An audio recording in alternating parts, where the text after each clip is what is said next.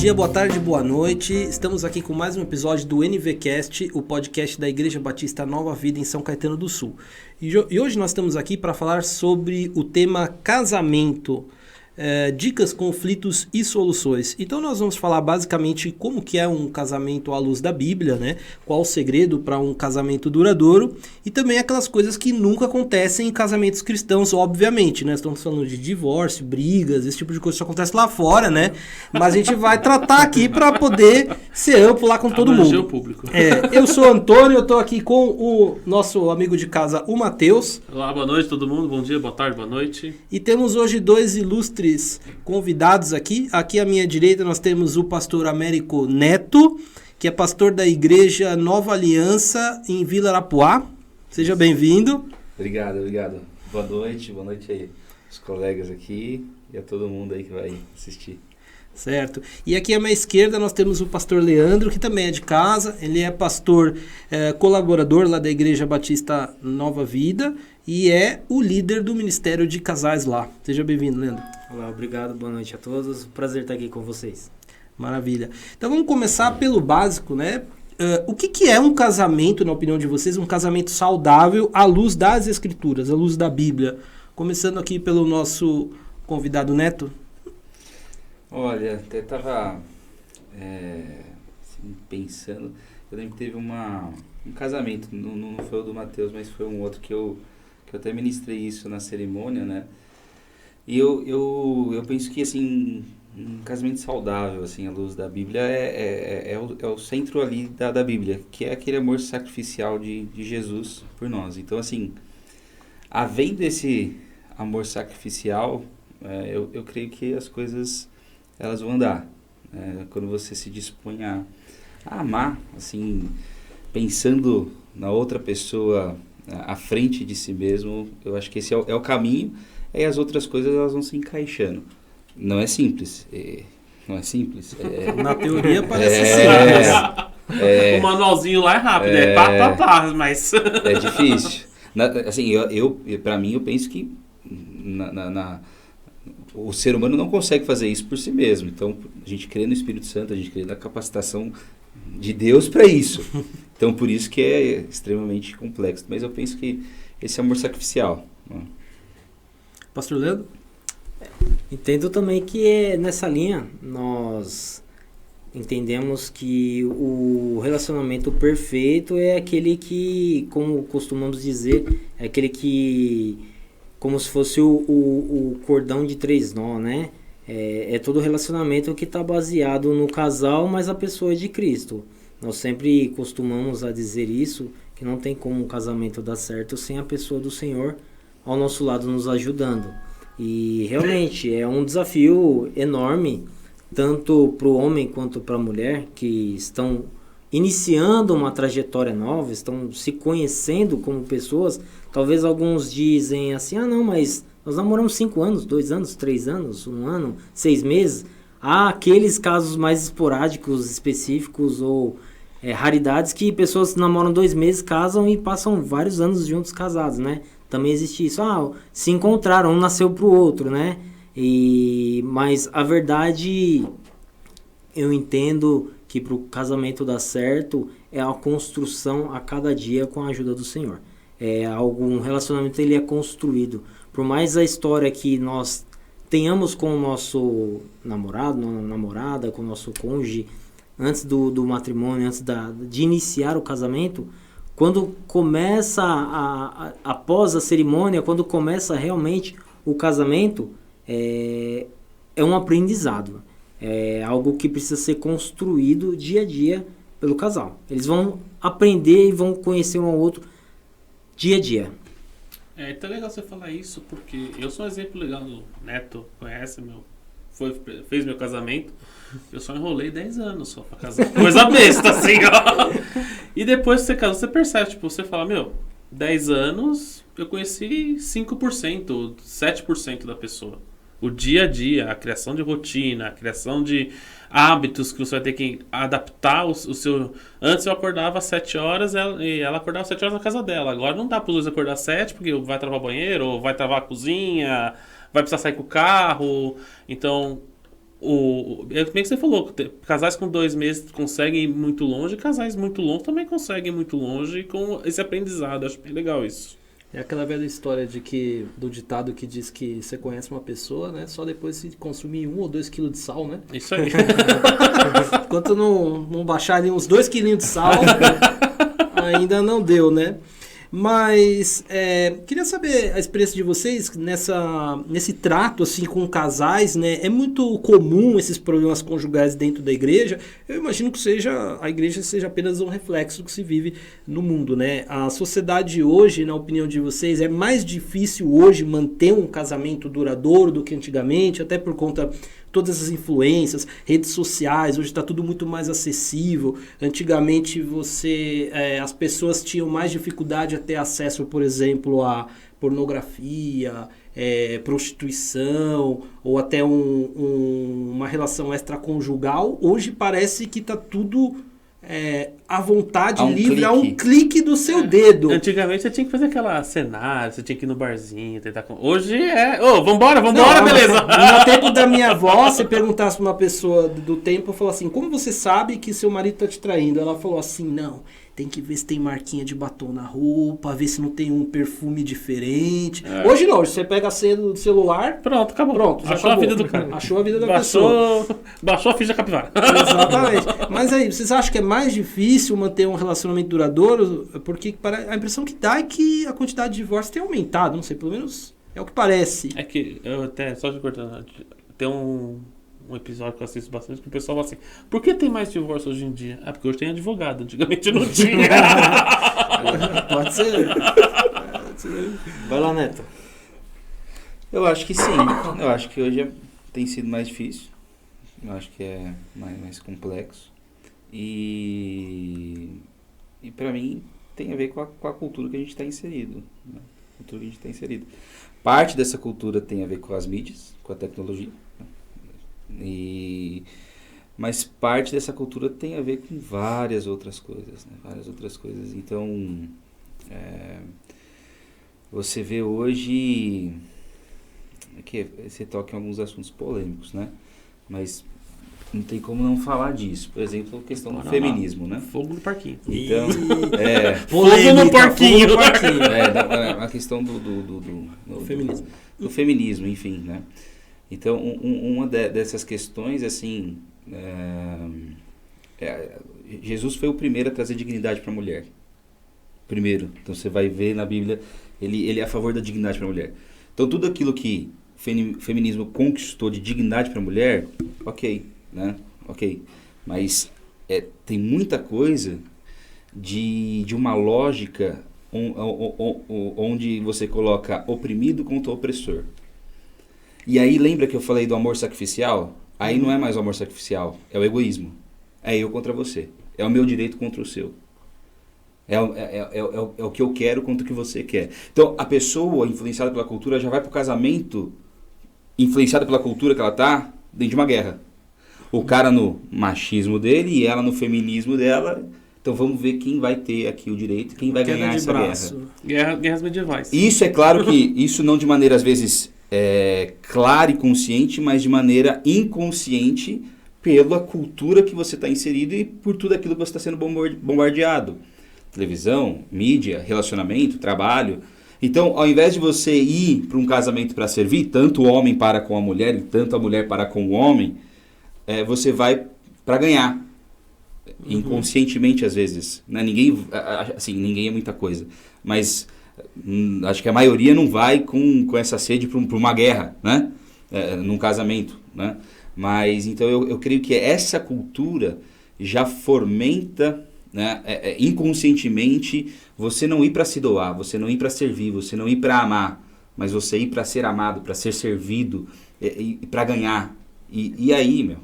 Aquela máxima de a pessoa que casa para ser feliz. Isso, e não para fazer outro. O que não é já por si um casamento cristão. Na realidade, acredito que a Bíblia mostra aliás, a própria Bíblia mostra o sacrifício de Jesus para com a igreja, compara ao sacrifício realmente ali de um casamento, né? O amor mais próximo, né, do amor de Cristo para com a igreja seria esse amor sacrificial que seria num casamento ideal, digamos assim? Eu tô falando uma bobagem. Não, eu comentei sobre o feminismo, mas tem várias outras coisas que fomentam essa ideia. Aí você pega um consumismo, você pega várias coisas da cultura, não é? Não tô colocando... Status, tudo. Isso. Tudo algo que você chega ali para não servir, mas para ser servido. O status de você ter uma carreira bem sucedida, seja a ideia do homem machista, provedor, fala, não, eu preciso ser bem sucedido, custe o que custar. E aí você não se dedica à sua esposa, tempo, aos seus filhos, tempo, presença. E aí você se dedica apenas à sua carreira, você homem se dedica apenas aos seus estudos, ao seu status, à sua conquista. Você coloca o seu casamento em segundo plano, ele não falência, é mais a prioridade, né? Para falência. Então, assim, tem vários aspectos culturais que eu acho que hoje a gente vive uma pressão mais complicada e difícil para ele ser saudável. Nós paramos para refletir sempre quando nós falamos isso. Aqui nós geralmente puxamos o assunto porque nós estamos falando de casais cristãos e quando nós falamos de casais cristãos, nós precisamos lembrar que os nossos valores e padrões devem ser bíblicos, devem ser cristãos. Então, nós vemos que isso deveria acontecer dentro da igreja. Será que o problema de relacionamento conjugal existe dentro da igreja, existe dentro do cristianismo, existe dentro dos crentes? As pessoas falam. Mas isso é um problema que está muito além da igreja, muito além dos crentes, muito além. Está na própria pessoa, no próprio ser. Em Efésios capítulo 5, a palavra de Deus diz que o homem tem que amar sua esposa tal qual Cristo amou a igreja e se entregou por ela. Então, muitas vezes, é aquilo que o pastor Neto acabou de comentar. Não se tem um relacionamento pensando em cuidar, pensando em se doar, pensando em fazer feliz. Hoje a gente vive uma época muito dinâmica, onde tudo acontece muito rápido. E por conta de, muitas vezes, uma coisa mal falada, mal digitada, mal interpretada, cria uma tempestade em um copo d'água. Então, muitas vezes, por não se ter tempo, não se doar tempo, que foi citado aqui pelo pastor, os casais não conversam, não sentam para bater um papo. Hoje nós temos muitos casais brigando via WhatsApp, brigando via rede social. Verdade. Então, não na consegue... sala, a esposa na cozinha. A DR do WhatsApp. Hoje não se tem nenhuma DR tete a tete, olho no olho. Vamos bater um papo, vamos conversar. Não, vamos pôr as claras.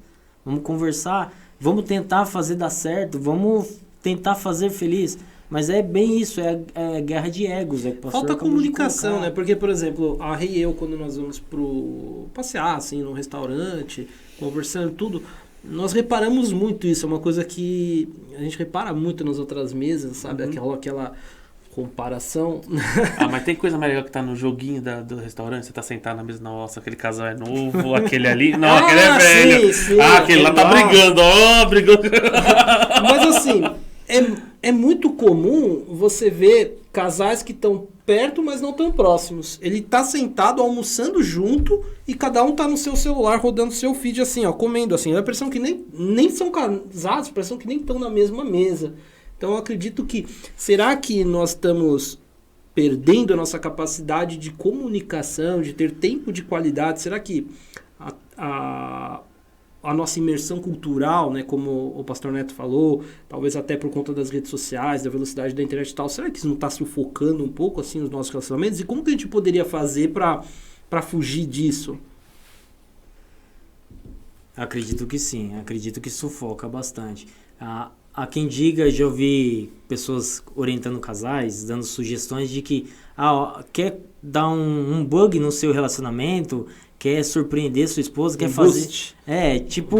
dar uma dinâmica diferente, ou ajeitar aquilo que está com problema, ajustar as coisas, colocar as coisas no eixo. É você ir para um lugar no interior, afastado, sem internet, sem rede social, sem nada, se isolar do mundo e passar um final de semana, só os dois, e bater um papo, passar uma segunda lua de mel juntos, que o casal volta renovado, com os pingos dos is, com as coisas ajustadas. Eu acho que isso tem muito a ver. Muitas vezes o casal ele sofre muita influência. A gente voltando um pouquinho a falar dos problemas, né, de casais, de relacionamento conjugal.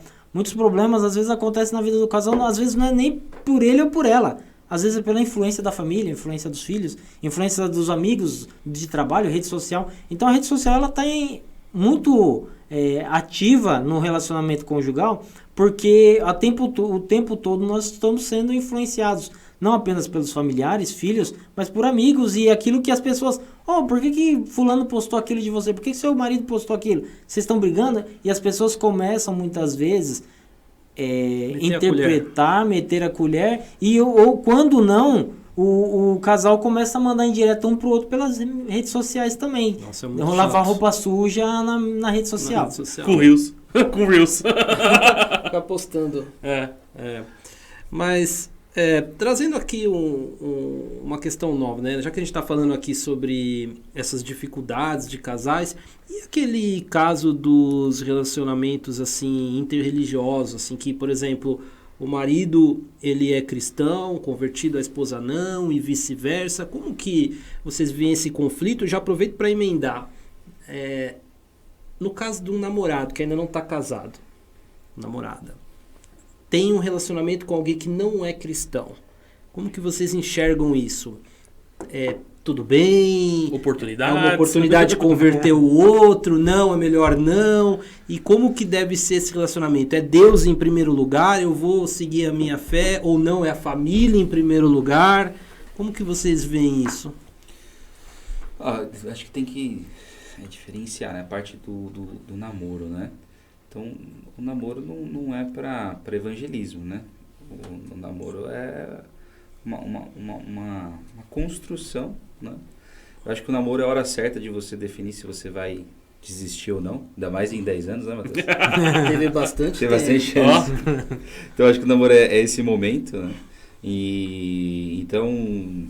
Mas a gente precisa ter a palavra de Deus como o livro que guia a nossa vida, né? E a gente tem textos bem claros, né? Falando sobre julgo desigual, falando coisas do tipo, para nos direcionar, para nos aconselhar, para nos ensinar. Então, não tem como jogar esses textos no lixo, não tem como olhar para eles como se não existissem. É claro que quando a gente vai falar sobre isso, alguns vão querer colocar a experiência para ir contra o texto, ou seja, mas aquela lá casou com aquele que não era convertido, ele se converteu tão super bem, aquela lá casou com aquele que era convertido, traiu ela sem vergonha e divorciou. Olha, ok, o texto ele está ali para nos aconselhar, certo? Então, quando alguém vem pedir esse conselho, eu falo, olha, nós precisamos levar em consideração a palavra de Deus. Agora, eu não estou falando que vai dar certo ou vai dar errado. Isso tem muitas variáveis para alguém colocar e bater o martelo. Entretanto, se eu fosse você, eu consideraria o conselho da palavra de Deus, que é, se está falando ali que não é bom, que não é saudável, considere não fazer. Considere não.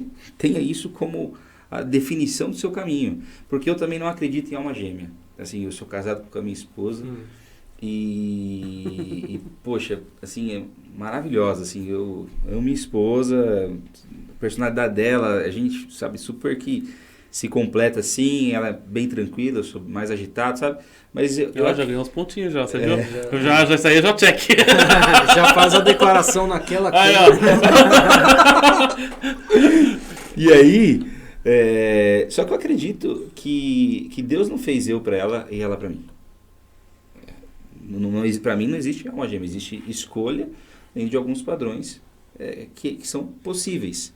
Então, dentro disso, não significa que se você não namorar aquela pessoa, não casar com aquela pessoa, que passou, não tem mais ninguém. Acabou, agora fica solteiro. Pro resto da vida. O trem passou. Então, eu não acredito nisso, entende? O que eu acredito poxa, alguns conselhos, né? Tô apaixonado, cara, desenvolve uma amizade. Uma amizade.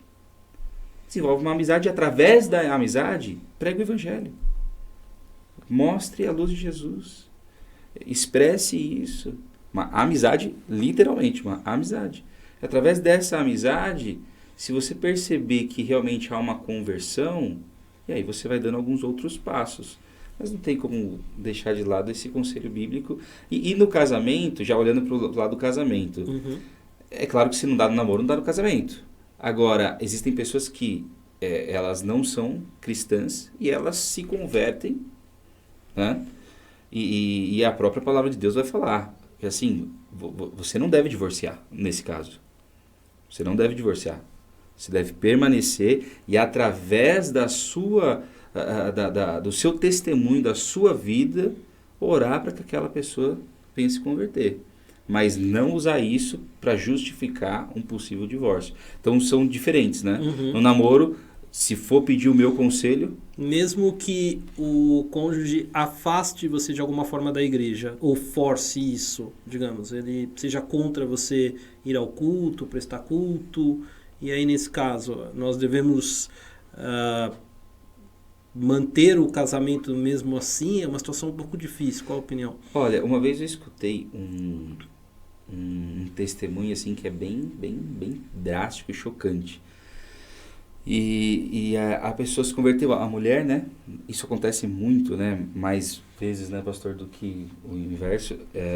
A mulher se converteu e o marido pressionava muito ela não ir aos cultos e brigava. Enfim, e chegou um dia que a mulher foi ao culto e ela chegou em casa, ele trancou a porta e ela estava que você não entra mais, que você e eu não tinha mais. chave. Eu não estou falando que isso é certo, não estou falando de maneira Claro. alguma. Sim. O que ela fez? Ela dormiu para fora, né? Não sei se dormiu, não me lembro. Isso não foi comigo, né? Eu escutei um pastor contando, então não foi nem na nossa igreja, não foi nem próximo. Imagino que deve ter dormido no carro. E na hora que ele acordou e abriu a porta, ela falou assim, eu vou fazer o seu café da manhã, porque eu tô atrasada para isso. Ela fez o café da manhã dele, ele tomou o café da manhã, ele nunca mais impediu ela de ir na igreja. Porque ali ela demonstrou aquela renúncia maluca, que é Jesus sair da glória e ir para a cruz. E a pessoa fala assim, mas isso não tem Ser lógica. humano nenhum consegue Isso agir não assim, tem lógica. por si só. Nunca mais ele proibiu ela de ir para a igreja. Isso aí é bem legal. Quando eu ia casar, o Neto fez o aconselhamento pré-casamento, não sei como chama isso, tem um nome bonito. E você passou aquele livro 5 Linguagens do Amor. E é muito isso, é você entender a linguagem do amor do seu cônjuge. Eu acho que isso... caso, talvez atos de serviço. Um ato de serviço Mas às vezes a linguagem de amor dele era atos de serviço. E tipo assim, isso você quebra a pessoa, ela pode estar o mais nervosa possível com você. Você faz aquela linguagem de amor dela, acabou. Parece que é uma chave que vira e pronto, resolveu. Verdade. A gente falando assim, né, com relação ao julgo desigual no namoro, no casamento, parando para refletir um pouco sobre isso, eu penso aquele texto que nos diz que tudo me é lícito, mas nem tudo me convém. O Neto falou algo muito importante. Muitas vezes a gente pega muita coisa como base, o testemunho e a experiência de vida das pessoas. Nossa, e aí a experiência de vida das pessoas nos ilude muito. Então, na verdade, assim, a palavra de Deus diz que tudo me é lícito, mas nem tudo me convém. Então eu posso fazer qualquer coisa. Nós vamos ver pessoas aí com julgo desigual, namorando crente, namorando não crente, e casando com não crente, ou tudo o que nós colocarmos aqui como literal ou como radical, vamos dizer assim, radical, todo ponto de vista radical ele vai ter algum problema. Eu acho que muitas das vezes a gente realmente, ao ponto, concordo com o Neto, o nosso parâmetro, nossa fonte de inspiração é a palavra de Deus, os nossos princípios e valores estão firmados na palavra de Deus. Então, se a Bíblia fala que o julgo desigual não é algo que Deus nos aconselha, para que eu vou fazer? Mas isso pode acontecer. No caso, eu tenho 2 filhas. De repente, em algum momento, eu prego no púlpito, não pode haver o julgo desigual, Deus é contra o julgo desigual, eu me posiciono contra o julgo desigual, e de repente acontece o julgo desigual dentro da minha casa, da minha família. Minha filha se começa a se relacionar com um rapaz que não é da igreja. E aí? Aí você fica naquela questão. Muitas vezes, nós não conseguimos obrigar ou tocar no coração ou mandar no coração dos nossos filhos. O mundo ideal é mas infelizmente às vezes a vida nos prega peças que fogem do nosso controle. Então, a gente para pensar de uma outra forma quando isso pode acontecer ou se vier a acontecer. A gente começa a orar a Deus. Se a gente entrega a nossa vida, a nossa família nos braços de Deus e de repente umas coisas desse tipo possam acontecer do jugo desigual, eu começo a crer e pedir a Deus para que seja uma oportunidade da pessoa conhecer a Cristo, da pessoa ser levada a Cristo. Há pastores que falam brincando, né? Primeiro você ganha a pessoa para Jesus, depois você ganha ela para você, né? Esse seria o ideal. Mas às vezes nem sempre acontece isso. Então nós falamos, o plano ideal, o planejamento ideal é que as pessoas namorem crentes com crentes, casem com pessoas da mesma fé. Isso é o plano ideal, o ideal, mas nem sempre acontece aquilo que a gente espera. E a situação que eu quis colocar é exatamente isso. A gente muitas vezes como pai, como pessoa que está olhando os nossos filhos, a gente tem um planejamento, a gente vislumbra algo para eles. Mas muitas vezes as coisas fogem do nosso controle e aí às vezes a gente tem que lidar com coisa que não é do nosso agrado. E até com o pastor, né? E até com o pastor, Sim. porque acontece dos jovens chegarem lá, namorando pessoas que não compartilham da mesma fé, e aí o que você vai fazer? Você vai expulsar a pessoa da igreja? Você vai tratá-la mal? Você vai Isolar ela? Você vai isolar ela? forma. Aí você tem que encarar isso como essa oportunidade. Sim. Esse não é o ideal. Se pedisse o meu conselho, eu daria o que eu acabei de dar. Mas à medida que o ideal foi proposto numa nova experiência, o que eu vou fazer? Pedir sabedoria para agir da maneira correta naquela nova situação, que não seria ideal, entendeu? Então, isso é muito importante, saber que a vida e a fé não é uma receita de bolo. Sim. Boa. Então você precisa ter essa percepção, né? E falar assim, essa é a verdade, ok. Dentro dessa experiência, como que eu vou aplicar essa verdade? Sim. Vou destruir essa pessoa? Trazendo agora assim pro lado... Deixa eu só pegar só uma pergunta que surgiu no meio para não fugir do assunto. Já que nós estamos nesse aí, que fugiu da peça, o que perante a igreja, que os pastores podem dizer, aqueles casais jovens que falam assim, pô, vou morar junto primeiro para descobrir como é que Boa pergunta. e depois eu caso para ver se é isso mesmo que eu Fazer quero. um test drive. Fazer um test drive. Não dá. Eu acho que entra na mesma resposta, pelo menos para mim, né? A mesma resposta é errado.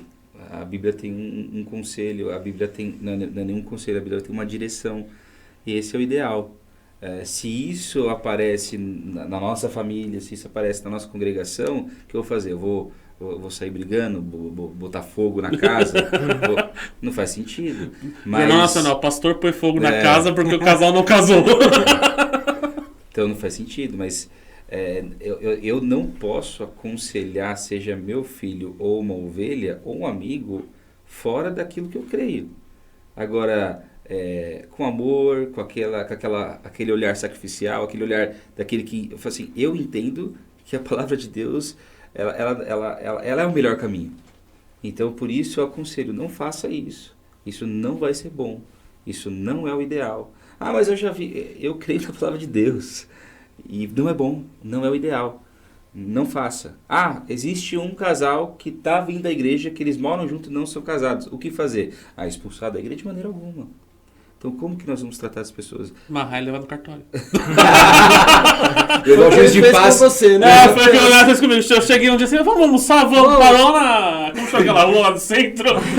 Parou no cartório. Restaurante novo, esse? Assina aqui, Parar. por favor, ó. Assina aqui, ó. Parar do casamento aqui, eu vou parar. Pra entrar no restaurante tem que assinar aqui, ó. Isso tem que saber lidar. Ô, Matheus, é uma coisa muito simples. É passar com a carroça na frente dos bois. É isso aí. Então é exatamente isso. Se eles juntam os trapos e vão morar junto antes de casar, é para passar a carroça na frente dos bois. Vai haver consequências Espiritualmente. Você acredita que isso tem uma consequência espiritualmente? espiritual, emocional, psicológica. Por mais que as pessoas falem, não, vocês estão sendo radicais. Talvez alguém vai estar assistindo e vai dizer, não, vocês são radicais. Mas existe um processo. Se conhecer, compartilhar sentimentos, conhecimentos, respeitar a família, porque também tem a questão de respeito à família. Simplesmente, e aquela questão de ir lá, pedir a mão da... Hoje tá fora de moda isso, né? Na minha época, eu não fiz. Na minha época eu fui, até lá falei com o meu sogro, pedi a mão da minha esposa pra ele em namoro, conversei Pagou o com dote? ele. Tipo isso, quase pagou o dote. Então, hoje em dia não tem mais isso, mas é a questão do respeito com a família, é a questão de valorizar toda a família, porque afinal de contas você vai fazer parte daquela família.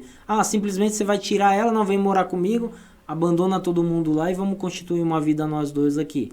Agora, uma outra situação chegou um casal assim na igreja, chegou uma situação nessa dentro da igreja, é diferente. Você vai avaliar, cada situação é uma situação, cada caso é um caso. Então você sempre tem que ter a luz de Cristo, como Jesus está vendo, o que Jesus faria nessa situação.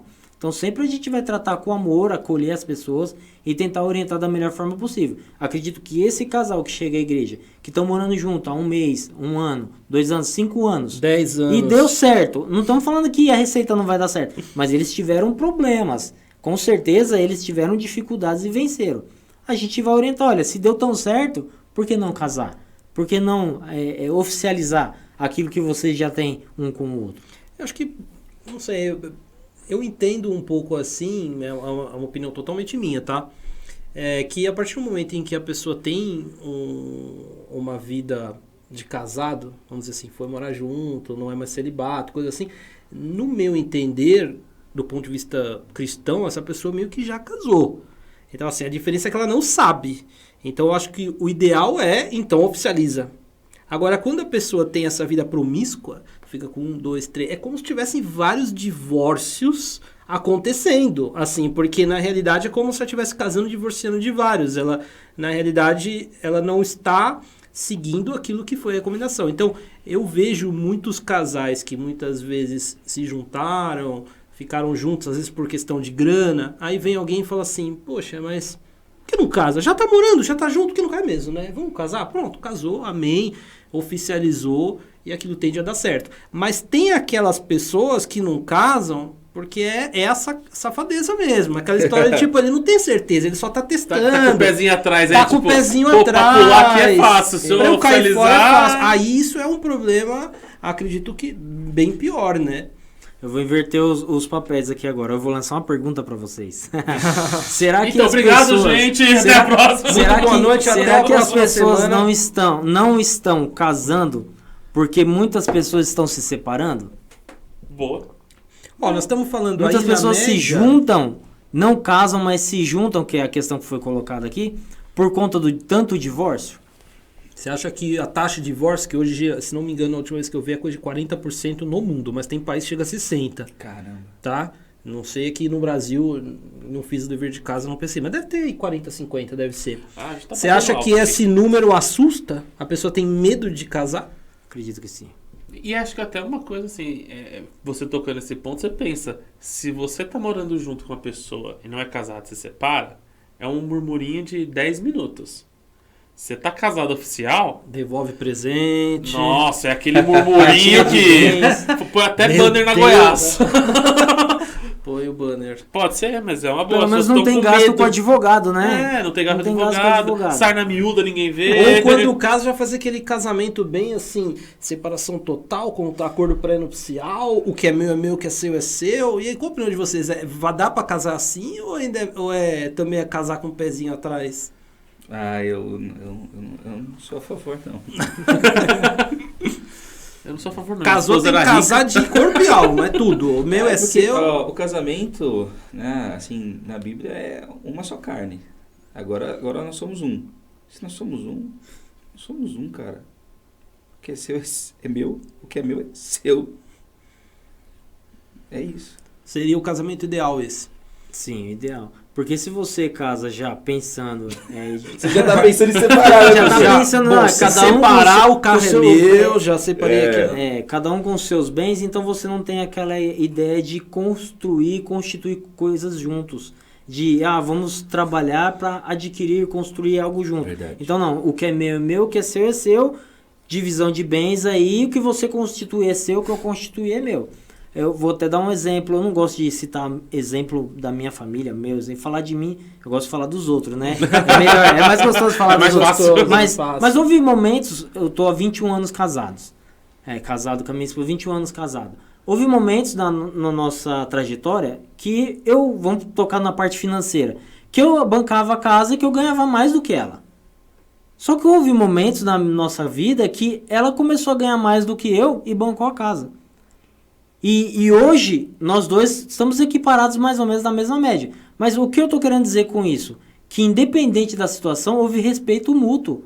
Houve equilíbrio emocional, houve respeito, houve foi Reciprocidade. Reciprocidade, obrigado. Então, assim, um tratou o outro da mesma maneira e cuidamos um do outro em momentos diferentes. Então, por quê? Porque a vida, o casamento, o relacionamento conjugal é de altos e baixos. Não só de relacionamento, mas a vida ela dá muita volta. Prega muita surpresa na nossa vida. Hoje eu estou bem financeiramente, estabilizado num emprego, amanhã depois eu posso ser mandado embora, e aí quem vai segurar a bronca? Se a mulher tiver essa consciência, ela vai segurar a bronca, vai apoiar o marido e vice-versa. Mas muitas vezes hoje nós vemos ao contrário, a concorrência, quem ganha mais manda na casa. Então hoje tem muito disso, e isso é um grande problema no relacionamento hoje. Quer dizer, mesmo que alguém ganhe muito mais e a outra pessoa seja... cuide da casa apenas e cuide dos filhos, por exemplo, o saudável é que ambos entendam que eles devem partilhar absolutamente tudo, não só questões financeiras, cuidar dos filhos, etc. Não pode ter essa desigualdade dentro da casa. Eu tenho mais poder aqui no casamento porque eu ganho mais ou porque eu faço assim, esse que é o ideal, né? Queria trazer agora aqui uma outra questão, a questão, por exemplo, do celibato. Já que a gente falou do namoro, né? A gente está falando de casais, mas também, por que não, né? Pode servir para todos os namorados e tudo mais. Essa parte do celibato, ela é incentivada na igreja até o casamento, né? Na nossa religião, no cristianismo e etc. Mas tem pessoas que argumentam que isso é uma interpretação muito assim, tradicional, bíblica, e que estaria de alguma forma desatualizada, porque antigamente as pessoas casavam com 12, 11 anos, né? E hoje... Foi longe agora, hein? E hoje nós temos pessoas que têm 35 anos, 38 anos, estão solteiras. Então, queria saber, tem como a gente conciliar essa tradição com essa mudança cultural e social? A igreja deve incentivar o celibato mesmo? Que conselho vocês dariam para uma pessoa que não encontrou a pessoa certa, está aí com seus 35, 38, 40 ou talvez até mais anos nessa situação, né? Porque a Bíblia prega que ela deve inibir aqueles desejos até o casamento e ela não encontra o cônjuge. E aí, como que faz? Olha, o problema não está na Bíblia, mas em como a cultura foi desenvolvida.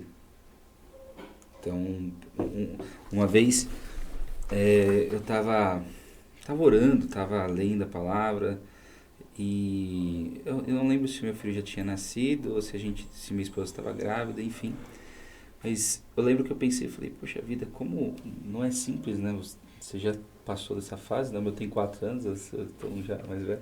Mas como é simples? Porque não é simples porque eu vou ter 2, 3 horas por dia, vamos colocar aí 6, para influenciar o meu filho, sendo que talvez na escola vai ter ali com o professor 4 ou 8, vamos colocar, fora rede social, fora internet. Eu falei, Deus, é desigual, né? Tá errado isso, como pode? E não tem como fugir disso, hein? Assim, tem o homeschool, é mais difícil, é difícil fugir disso. A influência da cultura, ela vai ser muito maior do que a minha influência como pai. Não é possível que... E aí, orando e lendo e estudando um pouco, não era para ser assim. Quando você pega na Bíblia, pega no Antigo Testamento, ainda no Novo mesmo, o pai passava o dia inteiro com o filho e passava a profissão para o filho. Ou seja, o pai ensinava a Torá para o filho e ensinava a profissão através daquele ensino bíblico. Ele passava o dia inteiro com o filho. O pai e a mãe. A influência vinha de casa, a escola vinha de casa. Alguns iam estudar com os rabinos, mas até uma certa idade, o pai tinha esse tempo. Ou seja, trazendo um exemplo, o problema foi que a cultura se desenvolveu, estamos no mundo caído, que está sendo redimido de glória em glória. Então o problema não está na Bíblia, o problema está na cultura. Então, era para casar com 16, 15 anos. Esse era o ideal. A partir do momento que a pessoa já tivesse Uma educação, e maturidade. essa aptidão sexual também dos hormônios, e não é para com 30, com 25, 28, era para ser assim. Hoje isso é um absurdo, não tô falando, hoje não deve ser assim, não tem maturidade para meu isso. casamento eu com 28, já fiquei chateado aqui, falei, poxa, mano, poxa, não fiz Hoje nada. não tem condições uma pessoa com 14 Então, anos e casar. como que né? que conselho você daria justamente para essas pessoas que estão nessa Olha, situação? Aí, boa pergunta, porque assim, estamos com um problema. Como resolvê-lo? Ou, não é nem resolver, é como amenizá-lo, essa é a palavra. Olha, primeiro, a gente, você precisa vigiar, certo? Segundo, você precisa se preparar. Então, você não casa com 14 anos, certo? Você não casa com 18 anos, certo? Normalmente. Então, esse é o tempo do quê? Ser solteiro é uma bênção, não é uma maldição. Estuda. Se você vai empreender, se prepara para isso. Para que você tenha condições financeiras o quanto antes, para quando você conhecer essa pessoa, você ter condições de casar. É possível hoje casar com 23 anos. Você já amenizou de 30 para 23. Outra coisa, para com essa mentalidade de status, de querer se realizar profissional para depois casar. Ah não, quando eu tiver minha casa, quando eu tiver sendo coordenador e diretor, e aí eu vou e caso. Ah, descobri onde a Marília puxava esses assuntos. Ah, agora fez sentido. Tava se aconselhando lá no Ah, gabinete. entendi. Eu ficava ouvindo isso, mas onde você tá De tirando onde você isso? tirou essas ideias? Já tava implantando a sementinha. Eu vi aí. Então assim, é claro que a gente tem que ter um planejamento, é claro que a gente tem que ter um preparo, mas nós também somos o povo da fé. Uhum. Então a gente tem que juntar as duas coisas. Então eu vou algumas coisas para amenizar e não para solucionar, entende? Então você vigia, você procura ver com quem você anda. Assim, namorando, cara, se você não ficar sozinho, você não vai pecar. Então vai sair, vai no cinema, vai jantar junto, vai almoçar junto, vai sair com os amigos que tem esse mesmo coração que às vezes você acha na igreja, às vezes não, às vezes na igreja também tem pessoas complicadas. Então são algumas maneiras de amenizar e não de solucionar, porque a gente está no mundo caído e esse é uma consequência do mundo caído que a gente está. Eu vou na contramão. Eu casei com 20 anos de idade, inclusive meu pai teve que assinar lá no cartório porque por eu ser menor de 21, Tinha que ser 21. Na época era assim? não podia assinar. Era assim. Então alguns aí que estão assistindo já vão imaginar a minha idade aí. Já não sou mais tão garoto assim. Mas é bem complexo essa questão da sexualidade hoje, pré-casamento, ou se guardar para o casamento. Hoje em dia a gente poderia dizer, no mundo que a gente vive, é o sonho, né? É o sonho do pai, é o sonho de um pastor para suas ovelhas, é o sonho de todo mundo imaginar que os nossos jovens, todos vão se guardar, se resguardar para o casamento. Por conta da influência do mundo. Hoje nós temos jovens que estão vindo do mundo e às vezes a gente ouve dizer cada vez mais existem crianças com 12, 13 anos tendo contato, tendo experiências sexuais, cada vez descobrindo e cada vez tendo um relacionamento sexual cada vez mais jovem. Não, cada vez mãe hoje em dia. Mãe. Você consegue achar casos de mãe. A gente olha muitas vezes a igreja, existem pessoas que estão vindo do mundo, que estão vindo de fora, que já tiveram essa experiência e estão dentro da igreja. Então é muito complicado a influência da atualidade do mundo que nós vivemos hoje. Ela infelizmente ela pega todos nós de surpresa. Então a gente fala assim, o mundo ideal é o que, Antônio? A pergunta, o que fazer para que não tenha? A orientação bíblica é dada, a vontade de Deus é essa, que a pessoa se resguarde. Eu tenho 2 filhas em casa. Meu papel não só como pastor, mas como pai para 2 meninas é que elas, primeiramente, elas se respeitem, elas se valorizem acima de tudo. Então não é só a questão do fruto da carne, o desejo sexual aflorado, o desejo de conhecer, a curiosidade. O jovem, o adolescente, eles vão ter isso como nós passamos Nós também fomos jovens e adolescentes, nós também tivemos desejos. Não adianta a gente aqui como pai, como experientes ou pessoas casadas aqui, atirar pedra no jovem, atirar pedra neles e falar, não, eles têm que, como que a gente pode dizer, sufocar esses desejos, vai orar, vai jejuar e vocês estão tudo em pecado. Hora que passa. Faz Faz parte. Que a gente teve um podcast aqui que a gente falou sobre o motivo. Aliás, você que está assistindo, a gente já corre aí depois, já coloca na fila de reprodução, que o motivo pelo qual os jovens abandonam a igreja. E um dos motivos foi baseado num estudo gigantesco que foi feito lá nos Estados Unidos e tal, era justamente o julgamento. E a pesquisa mostrava que a porcentagem de jovens cristãos que não eram virgens era praticamente a mesma de jovens não cristãos. A diferença é que os jovens cristãos eram um pouco mais tradicionais, vamos dizer assim, nesses costumes sexuais, aí, vamos colocar assim. Então, até a gente comentou que a igreja ou a família, como o pastor Neto falou, a própria família não tem tempo e não está conseguindo passar essa mensagem, não está conseguindo transmitir, esse é o fato. Esses jovens estão tendo experiências cada vez mais jovens. A minha mãe é professora, ela cansou de dar aula para aluna de 12, 13 anos grávida. Né? Isso é muito comum. E quando essa pessoa chega na igreja, muitas vezes ela se sente discriminada ou julgada. Sim. E por isso ela acaba fugindo. Né? Então... mas são coisas diferentes. São coisas distintas. São assim, distintas. Mas você percebe que nós estamos talvez falhando tanto na forma de ensinar os nossos filhos ou a igreja, e ao mesmo tempo, muitas vezes a igreja falha na questão de acolher também aquele jovem que passou por essa situação. O que eu vejo nos evangelhos é o seguinte: Jesus não negocia a verdade. E se a gente entende que a palavra de Deus ela é sagrada, o cânon está ali, e se a gente começar a pensar em desatualizada, pensar em mundo passou, aí a gente está colocando em xeque todo aquele cânon que a gente crê que é inspirado. E para mim não dá. Mas são coisas distintas. Uma coisa é, por exemplo, se chega uma jovem grávida na igreja, ela precisa ser amada. Exatamente, esse é o ponto. Ela precisa ser amada. Ela precisa ser amada.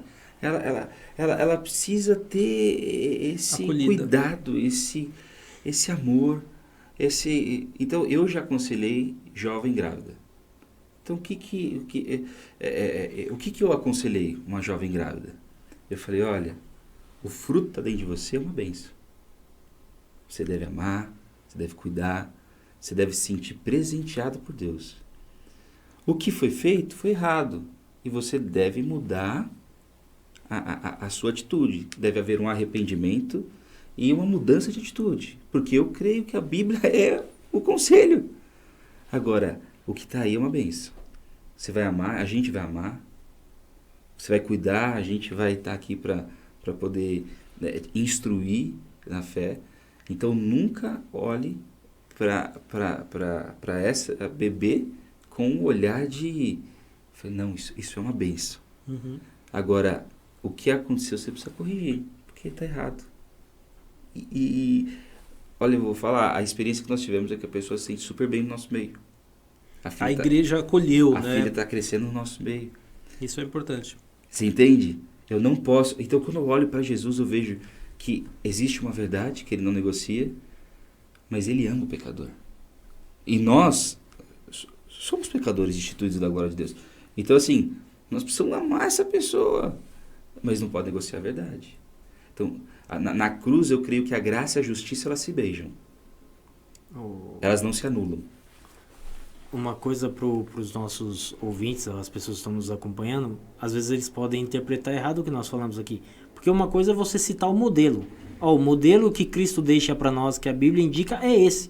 Uma vez que fugiu do modelo, descarta e joga no lixo. Não é isso. É exatamente o que o pastor acabou de dizer. Não, existe um modelo. O modelo é para ser seguido, é esse. E o que foge do modelo, o que nós fazemos?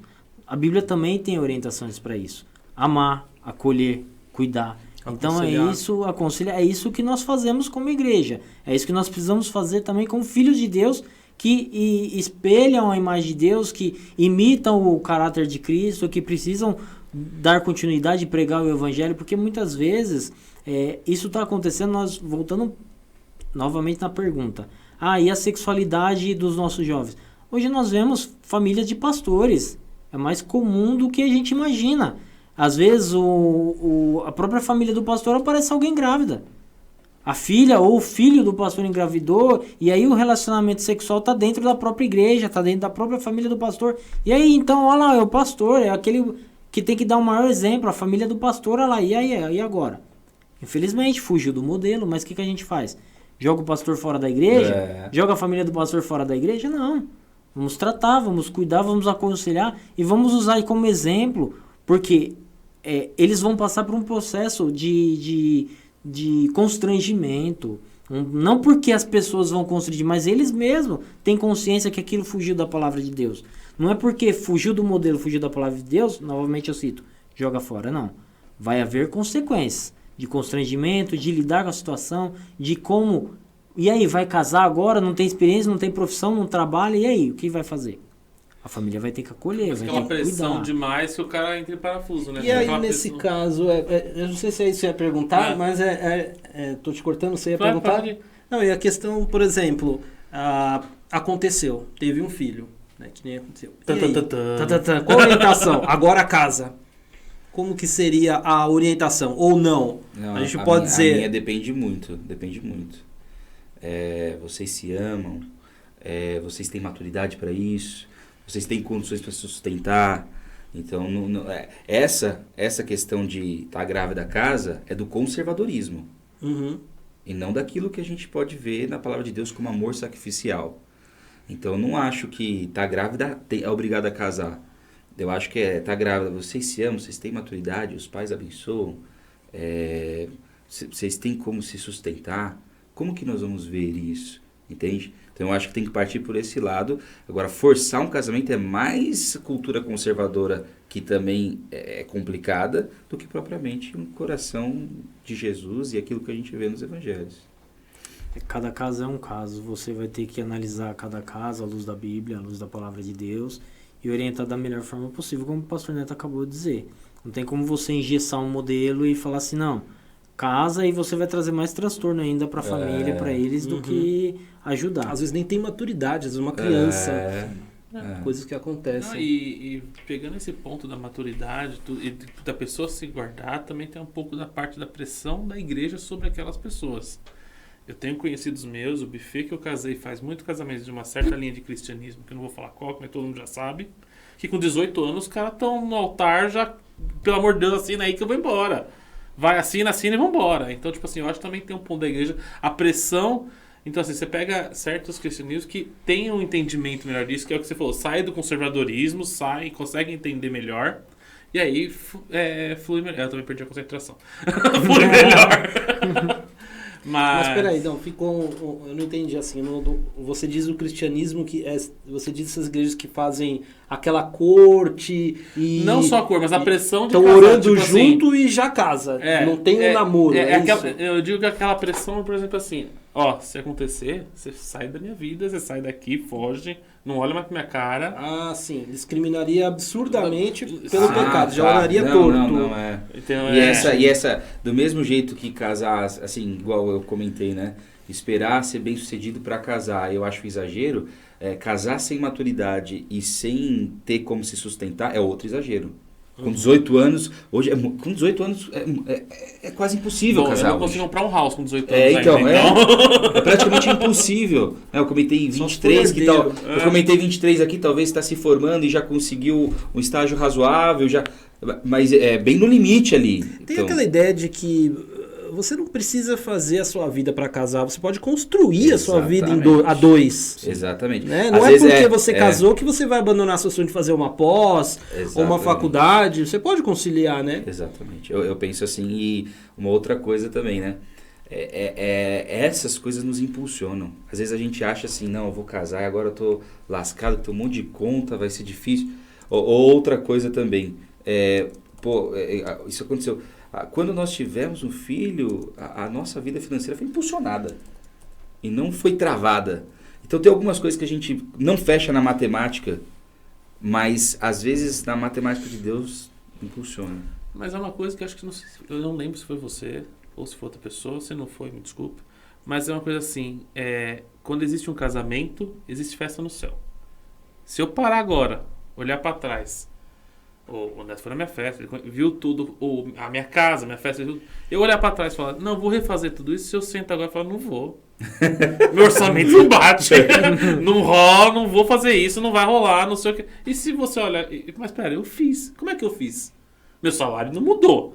Deus Pelo abençoe, contrário, né? meu salário aumentou agora. Porque antes era o meu salário, agora tem o salário meu da Mari. Que ele É que juntou. agora você casou, agora você vai ver o quanto você tem que trabalhar para conseguir sustentar essa conta. Ah, É rapaz. outra conta. Então, agora, esse, Muda o antes, multiplicador. antes sobrava. Eu falava, nossa, dá pra comprar mais coisas. Mas agora, não, vai ter que tirar isso, tirar isso, tirar isso. Porque é bem o que você falou. O casamento, Deus celebra o casamento e isso traz os seus benefícios. Então, quando você faz o caminho correto, como existem consequências pelo lado contrário, existem consequências boas para quem vai pro lado bom. Eu sempre digo assim, o cristianismo é como a física, uma ação é uma reação.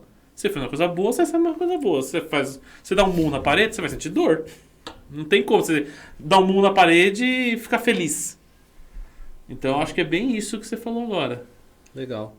Bom, gente, a gente tá falando bastante, acho que entrou até bastante, nos Passou. aprofundamos nessa questão de namorados e sexo antes do casamento. Acho que poderia falar um pouco mais dos casados mesmo, agora aqueles problemas conjugais, daquele pessoal que já passou dessa fase, já tá casado.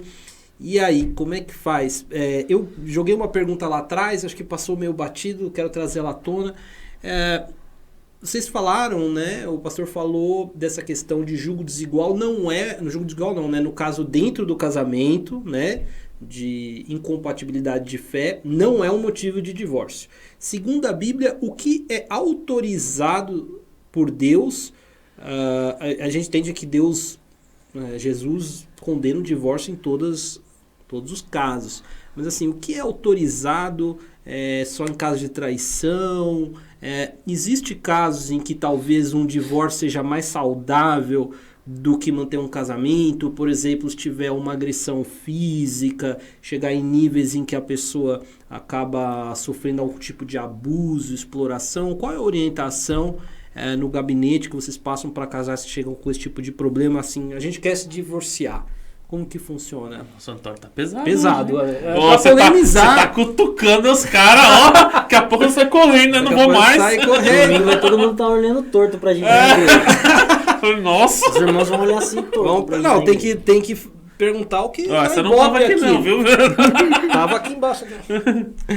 Então, depende muito de algumas linhas de interpretação, né, da Bíblia. Até no seminário eu aprendi uma que hoje eu não concordo com ela. Então no seminário eu aprendi que só há separação quando há morte, né? Mas eu penso que existe uma exceção bíblica na minha interpretação, mas é possível outras, que é o caso da traição, né? Adultério. Do adultério. Então eu creio que há essa exceção, sabe? Essa tem texto da interpretação de maneira explícita, né? Então dá para interpretar de maneira explícita a questão do adultério, né? Agora, de uma maneira implícita, eu também coloco um outro caso que, se eu aconselho entendendo que, da minha perspectiva, lendo a Bíblia de maneira implícita, também há uma autorização. Nós somos a imagem de Deus, Deus nos criou. Então, Deus colocou em nós uma dignidade. Então, se eu percebo que alguma ovelha está sendo ameaçada a ponto de agressão física, que isso pode levar até mesmo uma morte, agressão física já é um ponto. Tá? Já é caso de polícia, eu acho. Já que já é uma de polícia. questão legal, né? Exatamente. Já não é mais nem religião. Então, aí. exatamente. Então, eu aconselharia que ela deve partir para esse caminho. Ah, mas ela quer perdoar. É uma questão dela, mas se ela falar assim, eu quero me divorciar porque a minha dignidade eu tô apanhando, eu tô correndo risco de vida. Então, isso eu também creio que de uma maneira implícita, ao você ler as Escrituras e ver que o nosso Deus é um Deus de amor, é um Deus que se importa e que nós somos feitos à imagem e semelhança de Deus. Então, eu creio que isso também eu aconselharia nesse caminho. Entendo também, conforme o pastor Neto falou, mas se a gente for aprofundar um pouco mais na palavra adultério, se a gente esmiuçar a palavra, a gente vai ver que não é só de ordem sexual. O adultério ele pode se encaixar em vários tipos de interpretações. Então, aqui sim, você vai falar assim, é igual ele citou o exemplo da agressão. Você está causando, está adulterando a pessoa, você está causando prejuízo, você está... como que eu posso colocar de uma melhor forma? Lesando a pessoa, obrigado. Então, são coisas que vai te dar margem perante a palavra de Deus para que as pessoas se separem. Por outro lado, também parece uma via de regra. Olha, o fulano adulterou, traiu, saiu com uma mulher lá, mas ele está arrependido. Agora já pode... Não, está arrependido. Não, a Bíblia fala que tem que separar, você separar. Perfeito. Mas a Bíblia também fala de perdão. Verdade. Então, nem sempre a gente pode colocar como via de regra o adultério para divórcio. Não, irmã, seu marido foi safado, te traiu, larga dele. Não, vamos chamar eles aqui... Uma questão que Jesus fala, né, por conta da dureza do seu coração. Tinha uma questão do Moisés deu essa carta permissão. que ele não dava a carta de divórcio, né? Ele mantia ali, por conta da dureza de coração, Moisés deu carta assim? de divórcio para que eles pudessem se separar, mas por conta da dureza de coração do ser humano. Aí ele completa o texto falando referente ao adultério, à traição. Mas a minha posição Porque é porque o divórcio era bem comum. Até os discípulos nesse texto vão falar assim, mas então então não vale a pena casar, porque a mulher era tratada como objeto. Então a carta de divórcio era comum. E Jesus coloca ali só essa questão para o divórcio. Porque a questão eu interpreto dessa forma, como foi citado. Então não é tudo radical, tudo é uma receita pronta e é daquele jeito. O adultério também pode ter solução para o adultério. O maior exemplo é Cristo. O Cristo nos perdoou. Quem somos nós? Quanto pecado nós temos e Jesus pagou alto preço para nos perdoar, para nos redimir. Então, o maior exemplo e conselho que a gente pode trazer para os casais é fazer o máximo possível para evitar o divórcio, tentar restaurar. O Evangelho ele traz restauração. E é isso que a gente tenta passar para a família. Por mais que tenha problema, a gente tem que tentar restaurar o relacionamento conjugal, restaurar o casamento, trazer perdão, trazer restauração para esse lar. Então, o mundo lá fora é muito fácil. Não deu certo, separa, arruma outro, fica solteiro. Não, você não tem que se prender a nada. Mas, com o tempo, depois, longe da pessoa, muitas pessoas sofrem e falam, poxa, quanto eu perdi, deveria ter lutado por aquela pessoa. Verdade. Valia a pena ter lutado por ela, valia a pena estar com ela. Hoje nós conhecemos, às vezes, casais, pessoas que conseguiram passar por cima do adultério, vencer com o perdão, que isso somente com o amor de Cristo, com a ajuda do Espírito Santo. Só com a ajuda do Espírito Santo. Para conseguir retomar novamente a confiança. Porque o problema, muitas vezes, não é perdoar. Talvez a pessoa consiga perdoar. Mas será que vai ter confiança novamente? Nele ou nela? Ele com ela ou ela com ele? Assim, concordo com ele totalmente. Porque aquele relacionamento não é saudável. É que assim, embora parecer um pouco pesado, né, eu jogar essa informação logo de cara, porque na realidade eu queria preparar no sentido assim, de que biblicamente somente um caso muito extremo é que isso estaria, né, como é o caso de um adultério e eu entendo até o adultério nem tanto, não sei a opinião dos pastores, mas nem tanto como um ato em si, mas um comportamento constante, né? Tem até um caso na Bíblia, né, de quem que ficou com uma mulher extremamente promíscua e foi fiel e foi honrado? Oséias, exatamente. Mas levando para o extremo para tentar trazer o debate para a ideia de que não é qualquer coisa que pode ser motivo de divórcio, né? Porque tem muita gente queimou arroz, divorcia. Porque a gente tá brigando, época, divorcia. E aí nesses casos, então assim, só num caso muito extremo que a Bíblia assim, ela até autoriza, mas não é da vontade de Deus, que nem o pastor Isso, falou de forma brilhante, de que Isso pode mesmo. ser reconstruído. Amém. Mas e nesses casos de que chega aqueles casais que estão em crise, tem lá às vezes dá um rebuliço, acabam brigando, não se conversam mais, o casamento esfria, frigidez. Como que a gente pode aconselhar essas pessoas aí a serem fiéis? O que vocês costumam, assim, dentro de gabinetes, tratar nesses casamentos? E, vamos dizer assim, o que vocês sugeririam para quem está assistindo e está passando por esses problemas, está pensando às vezes num divórcio, mas não é assim, está pensando num divórcio muitas vezes por uma bobagem, né? Vamos dizer assim, porque hoje em dia é o que você falou, a cultura do descartável, né? Aí Por ser o caminho mais fácil, mais o rápido. caminho mais fácil. Como que a gente pode trazer isso à luz da Bíblia? Eu vi um videozinho curto. Você viu agora, né? E aí, vai ou não vai? Vai ou não vai? Quem fala primeiro? Eu vi um videozinho curto. É o John Piper conversando com o Tim Keller. E tinha um outro pastor, esqueci o nome do outro pastor, falando sobre casamento. É bem curtinho, eu vou ver se eu mando pra vocês depois. Bem legal. E eles fazem uma brincadeira, né? Que a esposa de um deles, alguém chega pra ela, você já pensou em divórcio? Aí ela vira e fala, nunca. Nunca pensei em divórcio. A pessoa fica assim, ela fala assim, homicídio já. Homicídio já. Mas divórcio nunca. A gente só separa com alguém morto. Ou você me mata ou eu te mato. Ele brincando assim, homicídio já. Mas divórcio nunca.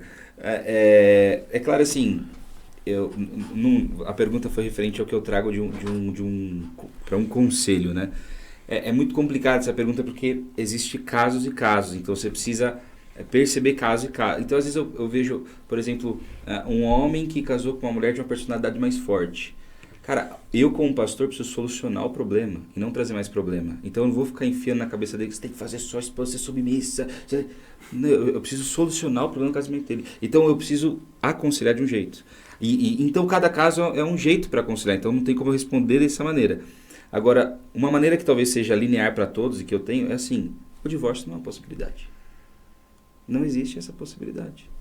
Não tenho mais essa possibilidade. Tem que fazer dar certo. É isso aí. Acabou. Então, assim eu sou bem mais como os antigos. Não há uma possibilidade. Eu acho que o É a divórcio parte da pode vida. ser aquele Até que a morte nos botãozinho. separe. No máximo, um homicídio.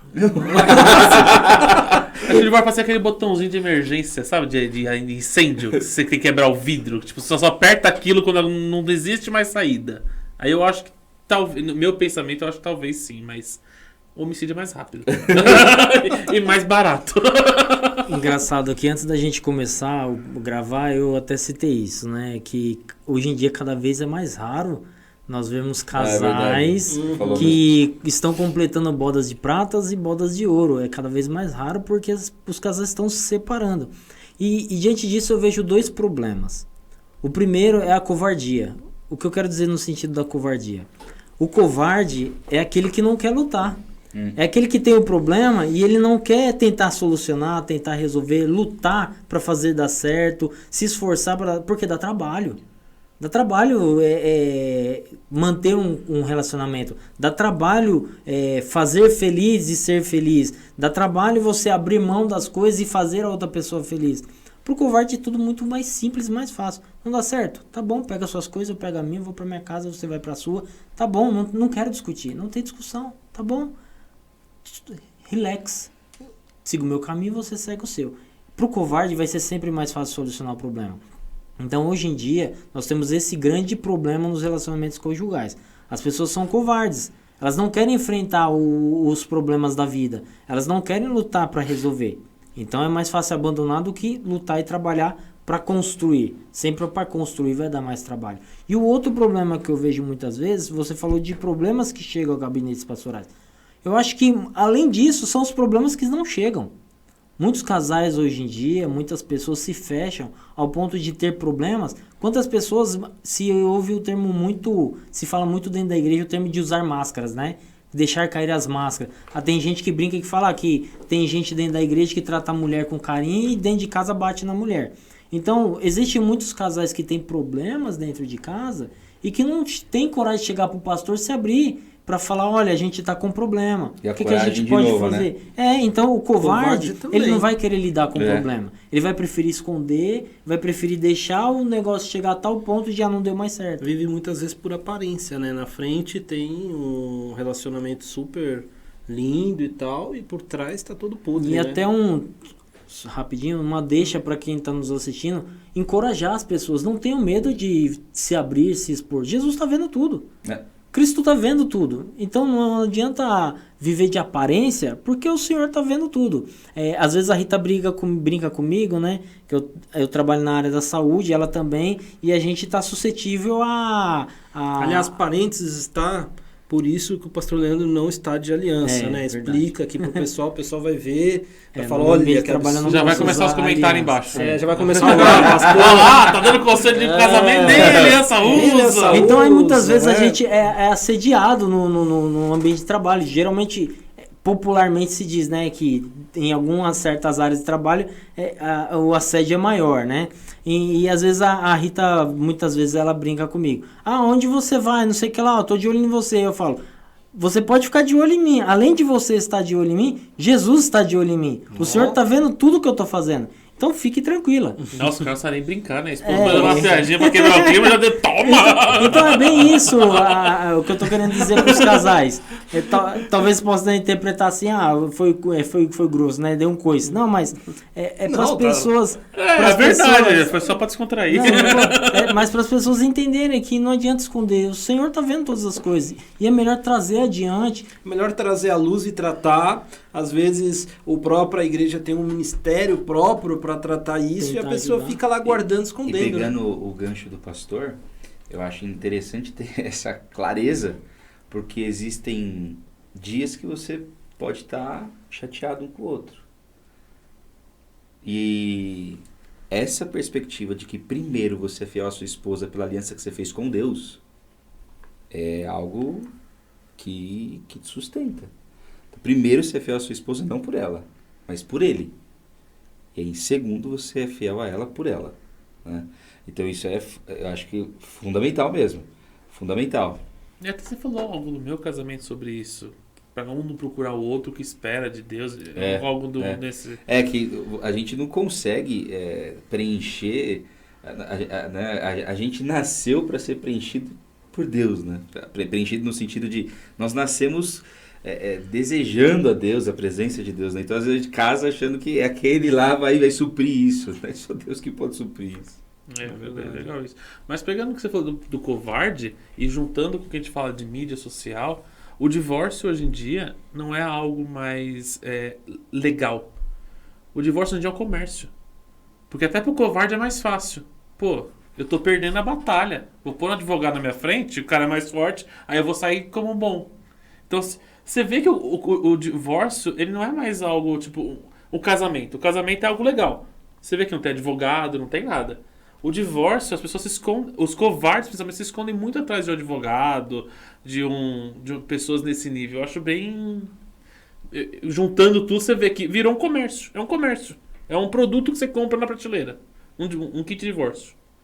Vamos lá. Que absurdo, né, gente? Bom...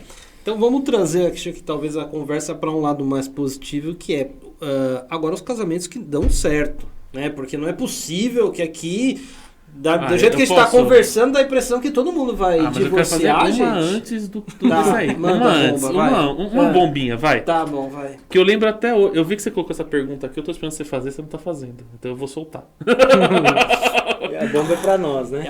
Não, porque foi Eu vejo essa pergunta e foi um momento que eu passei, que eu falei, que foi o meu abrir de olhos. Eu estava num casamento evangélico, e eu era novo, tinha meus 18, nem lembro quantos anos eu tinha, e o pastor falou pro meu esposo e pra esposa, você vai ser submissa ao seu esposo a partir de hoje. Eu lembro até hoje que tinha pessoas não cristãs perto de mim, levantaram, saíram da cerimônia, isso é um absurdo, o que esse cara tá falando, não sei o que. Como é que a gente explica isso para essas pessoas? Que na hora eu não soube, como eu era jovem, né? E aí? O que é a ser submissão da bíblica? esposa, a submissão bíblica da esposa sobre o homem? Posso só fazer uma piada antes de você? Pode fazer É uma muito frase, né? fácil. Na igreja, a esposa é submissa ao marido. Em casa, o marido é submisso à esposa, porque ela bate nele, manda nele. Isso é verdade. Tem sentido, rapaz! É que eu lembro até uma vez que o pastor César me explicou até sobre isso. Nós damos peso às palavras, né? Então, por exemplo, eu fiz curso de história e eu lembro que eles falavam, né, muito mal da fé cristã lá na faculdade, né, no curso. Padrão, né? Padrão, principalmente nesse curso. E eu lembro que eu olhava assim e falava, cara, eles não entendem o que é submissão. Eles não conseguem compreender o que é submissão. Porque eu entendo desse texto de maneira literal. É igual eu falei, o que está com problema é a cultura e não a palavra. Eu entendo de maneira literal, novamente. Se não é num casamento assim, a gente precisa aconselhar e ver o que vai fazer. Mas isso está certo, a cultura está errada. Mas, para você ter ideia, eu vou comprar um tênis, eu converso com minha esposa antes. Falo, cabe no orçamento? Dá pra gente comprar? E quando eu olhava eles caçoando dessa história de submissão, eu duvido, dentro de toda a construção que a gente conhecia ali, que alguém fazia isso com a esposa. Ou seja, na perspectiva deles, eu era o submisso. Mas não entende o que é submissão. Então, assim, eu já ouvi também, submissão é os dois sobre a mesma missão. Cara, eu não acho que é isso que o texto está dizendo. Eu não acho. Eu acho que o texto está claro. Fala assim, olha, como Jesus é o cabeça e a igreja é o corpo, o marido é o cabeça e a esposa é o corpo. Aquela ilustração. Então, para mim, é uma submissão. E em que sentido? O pastor César, que faleceu, me falava muito. A sua esposa não deve nem ser o farol vermelho e nem o farol verde. Ela nem fala que não e nem fala que sim. Mas toda vez que ela falar, ela é o farol amarelo. Para, pondera, escuta e pensa muito. Porque ela é a conselheira. Ela é a auxiliadora, ela é a mulher sábia. Então, não deixe de lado o que sua esposa está falando. Então, assim... quando eu falo, eu creio que assim, realmente o marido é o cabeça, mas quando a gente olha assim para o Éden, o primeiro projeto de Deus foi uma família. Deus cria uma família ali. E quando a gente vê isso, a gente percebe que é para cultivar, para zelar, para guardar, para amar. Então, nenhuma mulher vai se submeter a um calhorda. Entende? Sim. Ou deveria. Mas o texto também diz que o homem, assim como Jesus, deve amar a ponto de se doar. Então, a construção de uma submissão vem através disso. Da pessoa olhar e falar assim, ele doa a vida por mim. Ele está disposto a servir a nossa família. Ele está disposto a se entregar pela nossa família. Ele está disposto... de maneira clara, a morrer pela nossa família. Ele está disposto a servir, a se doar pela nossa família.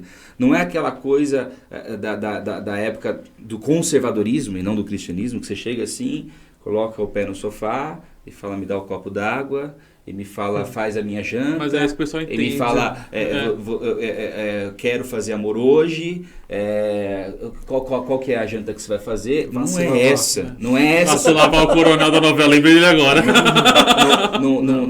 Não é essa a submissão que a gente está falando. Não é essa a submissão. Mas assim, teve uma vez que eu tomei uma decisão contrária ao que minha esposa queria. Que foi quando eu entrei no seminário. Então, quando eu entrei no seminário, eu deixei a faculdade, tranquei a faculdade e fui para o seminário. E nosso casamento estava marcado e ela estava em prantos. Foi a única vez que eu falei assim, eu escutei a voz de Deus. E eu vou fazer isso.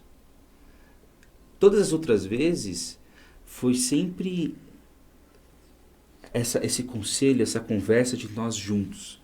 Em alguns momentos, ou talvez em um momento da sua vida, Deus vai dar uma direção. Abraão com Isaac, se ele contasse ali para Sara, você acha que ele ia levar o Isaac para lá? Em alguns momentos, Deus deu essa autoridade, só que você precisa ter certeza de que você está escutando a voz de Deus. E a esposa que vê que ama, mesmo não concordando, deve se submeter. A esposa que vê que o marido ama, que é sacrificial, deve se submeter. Isso não acontece. O que você vai fazer? Você vai colocar fogo no casamento? Não vou fazer isso. Estou falando o que eu tenho para o meu casamento, o que nós temos e como que eu vejo o texto. Então, é basicamente isso. Para mim, o texto nunca tem problema. Ele nunca está desatualizado. O problema é a cultura, o problema é o mundo caído. O texto está certo. Então, é mais ou menos isso. A questão da submissão é porque as pessoas se apegam muito à mulher ser submissa ao marido. Mas se a gente olhar para a mesma interpretação, mas com o início do texto, que o homem é o cabeça, vamos imaginar a mesma coisa, vamos refletir nesse texto. O que é o homem ser o cabeça? É o cara que vai mandar tudo? Não. Ser o cabeça é aquele que vai cuidar, é aquele que vai gerenciar, é aquele que vai fazer tudo o possível para dar o melhor. Muitas vezes eu falo em casa, sempre falei para as crianças, para minha esposa, a minha vida é fazer o melhor e dar o melhor para vocês. Então isso é ser o cabeça, isso é o papel que Deus deu para o homem. Então superestima, supervaloriza muito a submissão da mulher e se deixa de lado o homem ser o cabeça. Mas eu prefiro superestimar, supervalorizar a questão do homem ser o cabeça, porque isso nos chama a nossa responsabilidade como homem. E uma vez que quando a mulher olhando para o homem como cabeça, entendendo essas responsabilidades, ela vai ter prazer de ser submissa. Eu vou ser submissa a um cara que me ama, que me cuida, que me dá do bom e do melhor, que quer fazer tudo e dedicar tudo que ele tem por mim, para os meus filhos. Aponta para mim que mulher que não quer ser submissa a esse cara. É isso. Simplesmente é isso. É o que nós devemos fazer em Cristo. Cristo é o cabeça. Por que nós nos submetemos a Ele? Porque Ele faz o melhor por nós. Amém. É isso. Excelente. Agora... Entendeu? Não. Não, agora é que só de falar isso, hoje você é cancelado. Não, já perdeu esse vídeo. Não, Esse passa. não vai ser Isso aqui cancelado, já flopou, nós já estamos levando já.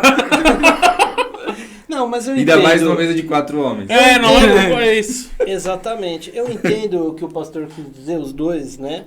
A questão é que a Bíblia, quando ela coloca esse assunto da submissão, existe uma contrapartida, né? Então, existe uma responsabilidade do homem. Então, existe um equilíbrio quando os dois fazem o seu papel.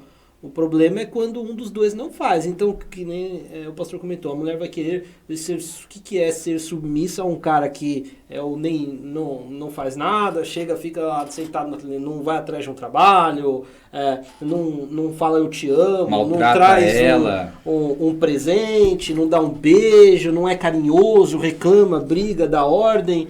Aí realmente entra Mas aí numa ele situação de negligenciou o desequilíbrio. papel dele como cabeça. Exatamente, ele não Aí não está existe sendo submissão cabeça. porque ele negligenciou o papel dele como cabeça. Exatamente, aí já não vai ser nenhuma submissão, vai ser no sentido bíblico. Aí vai ser uma submissão quase que uma escravidão. Eu vou ter que ficar recebendo ordens. A submissão não é do conservadorismo, é da Bíblia. É isso aí. Quais seriam, na opinião de vocês, os atributos de um casamento feliz, duradouro? O que nós devemos buscar para garantir aí que o nosso casamento seja o mais próximo da luz do que a palavra tem para nós? Olha, de maneira assim, eu creio que a principal ela é espiritual. Tem várias dicas, né? Como você mesmo citou antes da gente, acho que até são boas dicas, poderia citar também. Mas de maneira assim, espiritual, eu creio que é a gente colocar Jesus no centro. Colocar Jesus no centro. A questão não é o meu sonho ou o seu sonho. A questão é qual que é o sonho de Jesus? Qual que é a vontade de Jesus? Então vamos viver para isso? Então vamos tentar encaixar os nossos planos para a glória dele, para a vontade dele, para o desejo dele. Então vamos. Então eu creio que isso... tem um livrinho bem legal do Tim Keller que chama Ego Transformado. Então ele fala que é algo que assim revoluciona, e isso ajuda até para quem tem dificuldade com saúde mental, né? Revoluciona assim, a questão não é autoestima ou baixa estima. A questão é o autoesquecimento proveniente pelo evangelho. Ou seja, a questão é pensar menos em si e mais nele. E aí você vai ter... E eu creio que o casamento é a mesma coisa. Não é simples, é um milagre do Espírito Santo. Para mim, nós nascemos no pecado, né? Essa é a minha visão. Então, é só um milagre de Deus para ir tirando esse egoísmo e para... não sou eu, não é você. O centro é Cristo. E a partir disso, construir um casamento saudável. Então, para mim, essa é uma chave. A primícia com certeza é essa, é o Senhor no centro, é Jesus. E no início eu falei do cordão de 3 nós, né?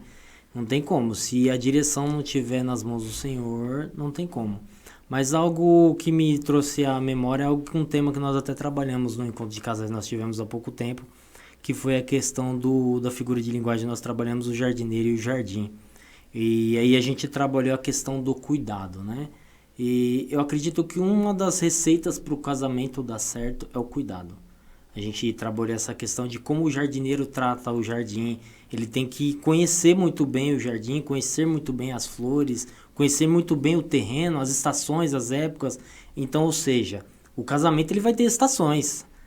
Épocas de alegria, épocas de chuva, de tormentas, de tristeza, de vários tipos de situações emocionais. E se você souber cuidar, o cuidado, se cuidar bem, vai ter longevidade. Se o jardineiro não cuidar bem das plantas, elas vão morrer. E assim com o relacionamento conjugal. Se houver cuidado tanto do jardineiro para com o jardim vai florescer e o casamento vai ser duradouro. Amém. Passa até pelo inverno. Até pelo inverno. É isso aí. Gente, com esse pensamento, a gente vai encerrando por aqui. Eu acho que esse tema dava para ficar mais 2, 3 horas. Tem um monte de coisa que a gente não falou. Mas se você tiver alguma pergunta para os nossos convidados, alguma coisa, deixa aqui embaixo nos comentários. A gente pode voltar a gravar esse tema que eu acho muito pertinente. Fala dos casamentos que deram certo, né? Que a gente pulou bastante até agora. Exatamente. Vamos falar... Não, mas graças a Deus, muitos, mesmo que você considere que 40% dá um divórcio, é porque tem 60% que dá certo. Certo? E assim, tem uma coisinha que eu falei a última vez que eu ministrei para casais, que é baseado num livro que chama Liturgia do Ordinário. E eu acho que isso aplica para a vida. Nessa vida de Instagram, de status, a gente está buscando o tempo todo pelo extraordinário. E às vezes quando a gente casa, a gente está buscando um casamento de Hollywood. E tem o inverno, tem o outono. Família Doriana. Então, a liturgia do ordinário. Ordinário é comum. Você viu que virou um xingamento da nossa língua. Mas não é um xingamento, ordinário é comum. Porque as pessoas, elas querem o extraordinário, as pessoas querem... Então, muitas vezes a gente quer um casamento de Hollywood e a gente deixa de ver quanto é belo um casamento comum. Um casamento comum, sabe?